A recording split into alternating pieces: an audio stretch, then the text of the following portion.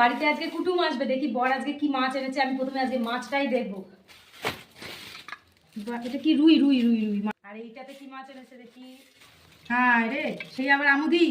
কুটুমরা আমুদি মাছ খাবে তো। মটরশুঁটি এনেছো, আবার কচুরি বানিয়ে খাওয়াবো কুটুমদের। এর মধ্যে কি দেখি, বাহ সজনে ফুল একদম ফ্রেশ, কালকে ঝড় বৃষ্টি হয়েছে, পড়েছে মনে হয় গাছ থেকে। এই ফুলের বড়া করব।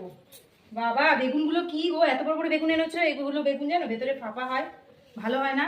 একটু ছোট ছোট দেখে বেগুন আনতে হয়। একদিন ধরে বাজার করে। আরে 10 টাকা বেগুনের দাম। লাল শাক, বাহ এই লাল শাকের একটা কিছু করব। রোজ রোজ তো ভাজা খাই, আজকে ভাজা করবো না, চচ্চড়ি করব। ধনে পাতা, তারপরে আরিস্তা বাস কুল, এই মরশুমে তো কুল খেতে ভালোবাসবেই। কুলের টক বানাবো। সজনে ডাঁটা শুক্তো বানাবো। যাক উচ্ছেও এনেছে শুক্তো বানানোর জন্য। আর কি আছে, ক্যাপসিকাম, আগেকার যে ক্যাপসিকাম এনেছো সেই ক্যাপসিকাম এখনো দুখানা আছে। শসা, বাহ শসাগুলো একদম কচি, শসাগুলো হেভি মিষ্টি হবে।